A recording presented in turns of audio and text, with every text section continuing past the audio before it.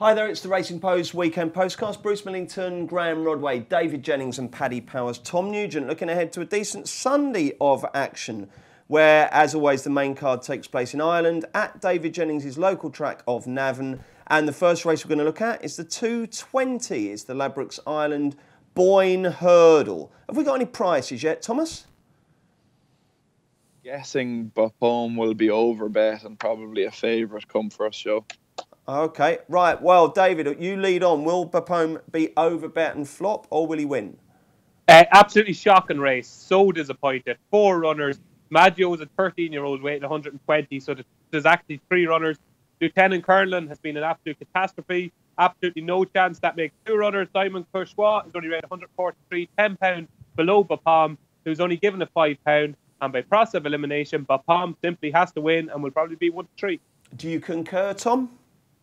No, I think Bapome is very ground dependent. Was touted as a juvenile as absolutely, like, the one thing he needed was good ground, and that was the excuse why he was bet by a mega fortune in Leopardstown one day. And I can't understand why he would have a chance in Navan on bad ground. And by the same process of elimination, I think Diamond Courchois is the winner. Okay, let's see if the boys are a little more upbeat about the 4 o'clock. It's the 10-up novice chase, and the runners are Jury Duty, Moulin Avant, Say Jersey, Monbeg Notorious, and Moss Back. David Jennings, who's going to win?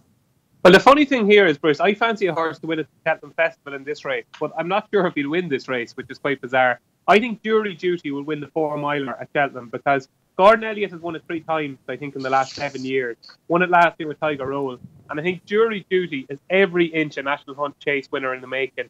He's already rated 148 over fences. And that is more than good enough. I think the last 10 winners have been rated lower than that. And he was 147 rated hurdler as well. He was obviously beaten by Moulin Avant last time at Punchestown. But if you watch the race, he just stopped. He actually stopped. Moss Back fell at the last. And Jury Duty just completely stopped. He idles when he hits the front. Jack Kennedy rode him over hurdles at Punchestown a couple of years ago, and he got a bollocking in the parade ring afterwards from Gordon Elliott for hitting the front too soon. So he can guarantee that Robbie Power will be at pains not to hit the front this time. But whether he can beat Monbeg Notorious on this type of ground, I'm not sure, especially given Monbeg Notorious £5. So officially, he's £7 worse off with Monbeg Notorious because he's given Monbeg Notorious £5 and Monbeg Notorious is £2 higher than him. So I think Monbeg Notorious might win this battle, but I think Jury Duty will win the war at Cheltenham. When you're out to dinner with Aoife, what's the sort of general possession stats in terms of the conversation? Is it 90% you and then she just goes, yes, love, or how does it work there? Oh, Aoife can talk. Oh. She's a good listener, yeah? He's gone. That was about 40 seconds. All that was. Oh, was it? Okay, fair enough. Tom, who's going to win the 10-up? I think Monbeg Notorious will outclass Jury Duty and Moulin Avant. He was very, very impressive in Goran for the Thyestes and gets weight here. I think he's a proper horse and I think he'll win this. G-Rod, have you got a view on either of those Irish races, by the way? I thought Monbeg Notorious would win easily. I mean, what was that all about in the Fiestas? I mean, I think he was 16-1 the day before, and they just absolutely hammered him like he couldn't lose. And then from about 5 fences in, I didn't think he could lose. You know, he was always in the right place, jumping well, and absolutely hacked up. It was like the biggest plot you've ever seen in your life. It's probably a graded horse and should be up to this. Okay, jolly good. Right, what else have we got at Navan, DJ? Not that much, Bruce, actually. You'd be delighted to hear. I might chance, and I'm sure Tom will be watching the opening maiden hurdle with plenty of interest, as the Holy One, who was second to Black Bow in his bumper on St. Stephen's Day at Leopardstown. He goes in the opening maiden hurdle. And I know he was beaten 26 lengths by Ballyward last time at Naas. But I think Ballyward has a sneaky chance at the Albert Bartlett. And I think the Holy One is better than he showed there. So maybe give the Holy One a chance in the 150. That's the opening maiden hurdle. And then later on in the card, Wings Like Arion is improved out of all recognition on his last 2 starts. He's chasing a hat-trick. It's rated 110 now, but I don't think the handicapper's caught up with him. And I think Wings Like Arion can complete the hat-trick at 255. 255. Tom, anything else for us at Navan? Not a huge amount. I'm not sure how good the bumper is. That Semester horse will probably go off Fav for Willie and Patrick. He was second in the point-to-point behind Manila Encore, but one thing to point out, I've often made a few quid by taking on likely raced horses on really bad ground, and with that in mind, I think All for Joy is a viable alternative for Oliver McKiernan. He's been placed in a couple of decent bumpers, and I think he might, with Danny Hannon claiming 7, I think he might go one better and win the bumper in Navan 5 o'clock on Sunday. And the British action on Sunday takes place at Market Rasen and Foss Lass. G-Rod, have you had a chance to suss anything for us? This is where I get a little bit more vague, because the horse I really fancied at Market Rasen doesn't run. Right, okay. Hasn't been declared, so that's It's not so much vague as that completely bloody useless. And then there's a horrible bad ground chase over at Foss Lass, going to be running like a bog over 3 miles, where they've got all the old favourites turning up, Firebird Flyer and Lac Sacra and all those that go well at Foss Lass.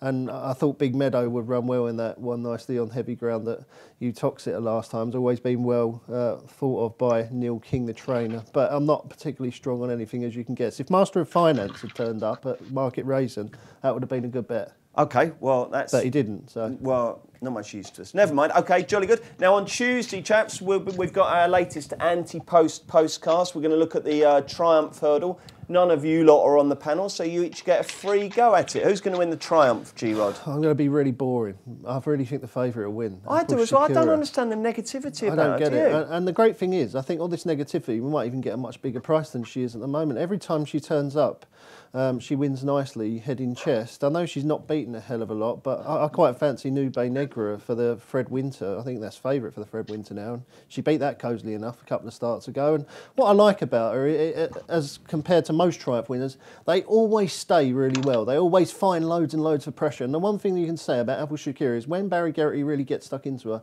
she finds. Yeah, I mean, after that win the other day, there's loads of people on Twitter saying can't win at Cheltenham, can't win at Cheltenham, lay. I didn't get it at all. I thought it was a good performance. And she's got the same profile as Defi Desoy, hasn't she? She won all those races at Cheltenham on the way up, and as long as it's not really fast ground, but it never is it? I'm not even sure that's a problem for her. DJ, I bet you're one of these so-called pseudo-shrewdies who thinks that Apple Shakira can't win the Triumph, aren't you? Well, you've got half of that sentence right, Bruce. I am a shrewdie, but I actually fancy Apple Shakira. You do? I think this is a carbon copy of Defi Desoy last year, where we got a super price on the day about Defi Desoy. Apple Shakira, the key thing about Apple Shakira is as well, that was great what happened last time, because she actually had to work, and we've seen that she's a brilliant attitude as well, so that was fantastic. But I'm actually delighted that Graham mentioned Nube Negra there, because I got my hair cut on Thursday, and the barber that was doing my hair was chatting away, and he goes, I have a winner for you for Cheltenham. And I go, oh, but like, and he thinks like I'm like the biggest celebrity nearly that comes into this barber's, and he thinks I know everything about race. And I go, oh, what's the call? He said it's running the Fred Winter. And I go, oh, really? I said, the weight's aren't even out there. What's the call? And he goes, Negra, something, Nude Negra. And I go, no, never heard of it. No, it must be something. So we spent the whole 20 minutes trying to figure out which this horse was. And it's obviously the one that Graham has just mentioned, Nude Negra. Yeah, there you go. Can you imagine being DJ's barber? You wouldn't have to sort of fish around for things to talk about, would you? Going on holiday this year? You just sit there and DJ, be rabbiting away, wouldn't it? Be easiest 20 minutes of your life. Tom Nugent, who wins the Triumph?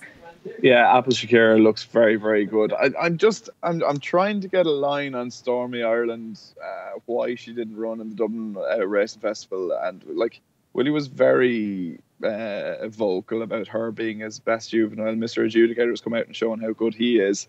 I think she could be interesting, but Apple Shakira looks rock solid right now with what we have, the knowledge we have at hand, I should say. Okay, do please join us on Tuesday for that, even though the four of us all agree that Apple Shakira will win. Patrick Mullins will be on that day, so that will be interesting to get his latest views. Weekend plans, G-Rod, what, you're off to Ascot? Oh, I've had an absolute result on Saturday, because the missus said to me, we've got a kid's birthday party, you know, if you want to come. And I obviously said, no thanks. You know, so I've basically got a free rein to do whatever I like all Saturday afternoon.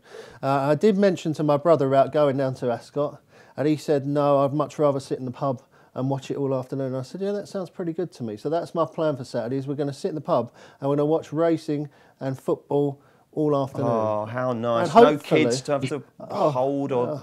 Hopefully we won't get too drunk, and we'll make it through for that big fight in the evening as well between Eubank and Groves, because that should be an absolute cracker. Who's going to win that? Eubank for me. Really? Okay, jolly good. DJ, what are your plans on the weekend?